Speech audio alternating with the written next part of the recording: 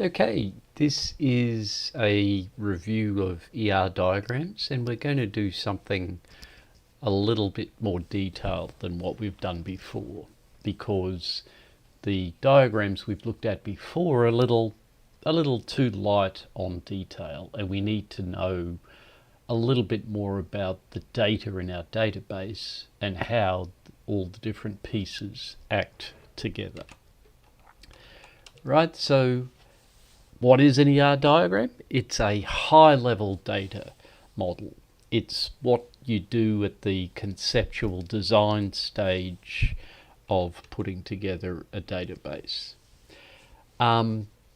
We don't care about the implementation model. We could do this in a relational database. We could look at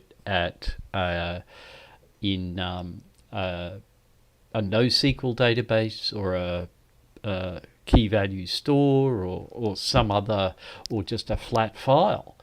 But it captures the data that we have. And the aim is for communication. It allows people to talk about the database without having the database, because this is done at the initial stages. It's a good way of having a look at how you might implement something before actually getting stuck in and implementing it. And hopefully you refine the design of the database before you implement it, so you get a good implementation. Okay, so how do we build ER diagrams? First thing we do is we identify entities. What are the big chunks within our database? We also might identify things that I would call weak entities. Weak entities are things that exist but don't exist apart from anything else. And we'll have a look at how that might work shortly. And within each entity, you want to figure out what attributes each entity has. You want to find the relationships between entities. Sometimes attributes need more information. And so instead of just being an attribute, sometimes there might be a relationship involved. And again, we might see an example of that later. And then what are the structures of the relationships? Is it a partial relationship or a total relationship? What does that mean? Well, partial relationship means that one entity can exist without having to have the other one. A total relationship exists if one entity has to have the other one in order for it to exist. And the other part is the cardinality or the multiplicity. So is it a one-to-one relationship? Is it a one-to-many relationship? Or is it a many-to-many relationship? And there are examples of all of those three that we've looked at. So sometimes relationships have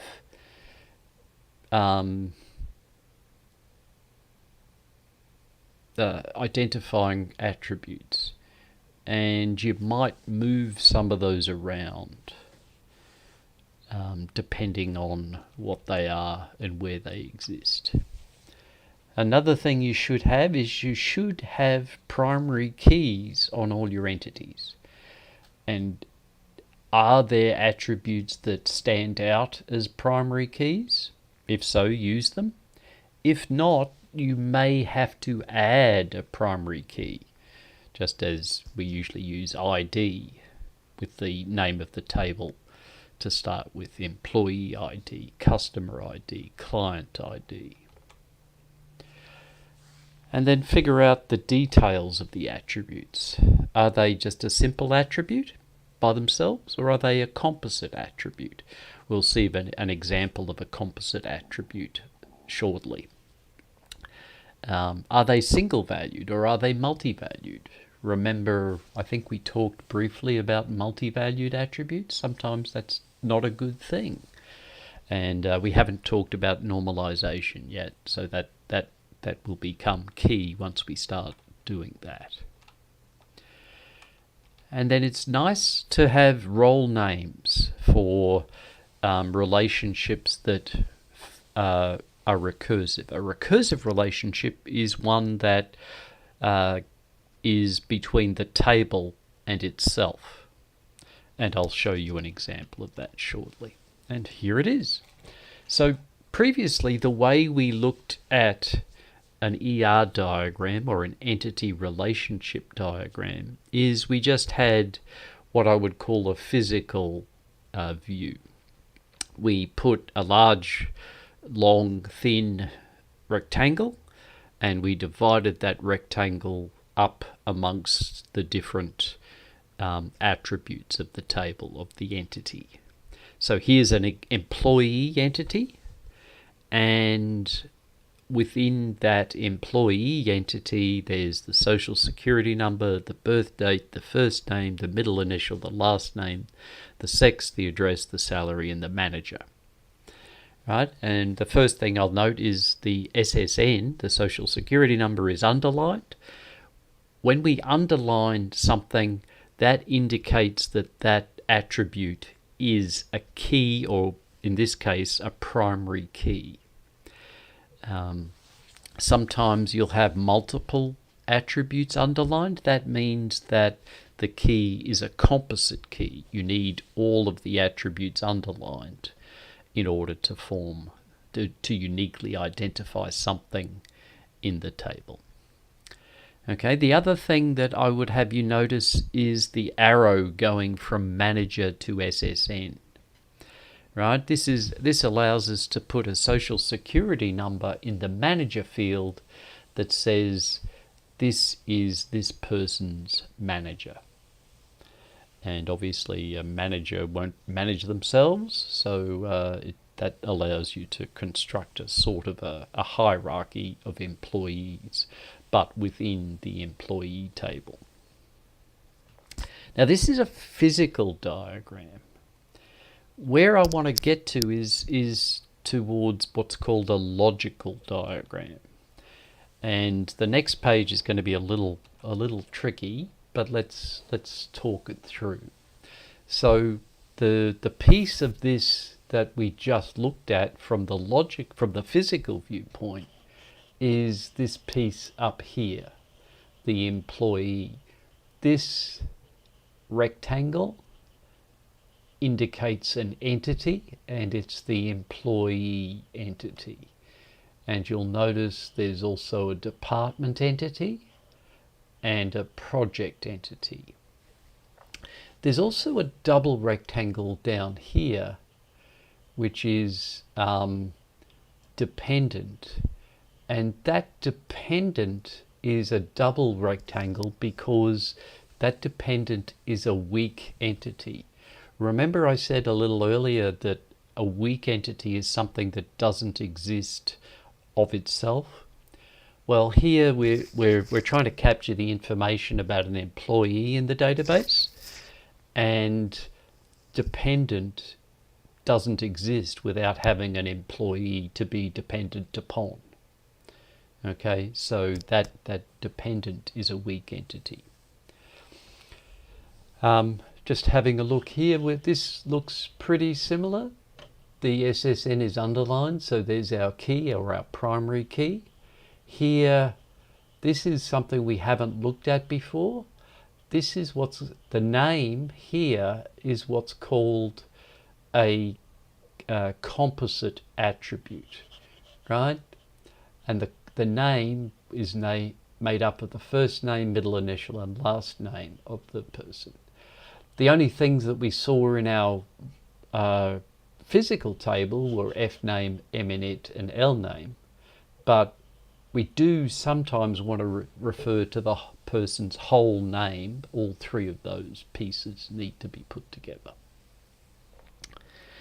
Okay, what else is on this diagram? Well, the other main things on this diagram, apart from the attributes, are relationships, right? Here's a supervision relationship, and this supervision relationship is this relationship here that I had on the physical diagram, right? It's saying that one employee supervises n other employees, and we've got some nice words: supervisor versus supervisee, right? So that's the supervision relationship.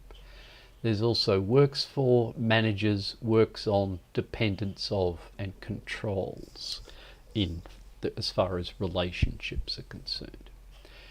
Dependents of has a double diamond around it, and that's because that relationship is an identifying relationship. Remember I said that dependent is a weak entity?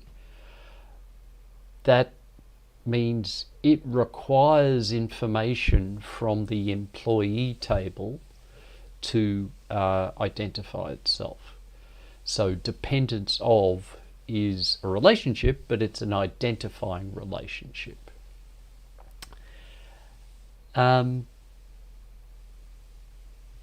Other things, this piece here, locations, that's an attribute, but it's got a double ellipse around it. That attribute is a multi-valued attribute. That says that this department can exist in multiple places. Remember I said that the attributes underlined are the key, and if there's multiple attributes underlined, then that's a composite key. Here we've got the name and the number of the department both underlined as attributes of the department, so that's a composite key. And then here we've got a dashed ellipse. That means it's a derived attribute, and the derived attribute in this case is number of employees. That tells you how many employees each department has, and obviously it's going to be counting up the employee table. Other things on this page, there are obviously lots of cardinalities, M's and N's, and also there are some attributes that hang off relationships. That can mean that instead of just a relationship between, say, employee and project, that can mean that works on really is a table by itself. And it explicitly happens when there are many-to-many relationships, right? One employee can work on many projects, and each project can have many employees working on it. And in order to capture the number of hours that each employee spends on a specific project, there needs to be a separate table because of that many-to-many relationship. It's probably not needed up here with start date, where there's an attribute hanging off the manager's relationship, because start date could be put on the employee because that manager's relationship is a one-to-one relationship, right? So it may be that we don't need a separate manager's table, that we could put an attribute called, say, manager start date on the department entity, and that start date information would be captured. Or we could put a start date on the employee table, but that doesn't necessarily show us that it's a department managing start date. Okay. that was a run through, but here is a more explicit list of things where the symbol and the meaning, we've got the entity type, and we've got the weak entity type, we've got a relationship type, an identifying relationship type, we have an attribute, we have a key attribute, a multi-valued attribute, a composite attribute, a derived attribute, and then we have a total participation, right, of E2 in R. That means that everything in E2 needs to be involved in that relationship. Otherwise, it shouldn't be in the entity E2. And then there's an example of cardinality, right? E1 is in a relationship with many E2s, 1 to n. Okay, I'm going to leave it there. There's a lot more slides here. I will talk through them over the next week or two. But we'll leave this video here just as an introduction on chapter 7, on page 7, and I'll continue with this series of videos about ER diagrams over the next week or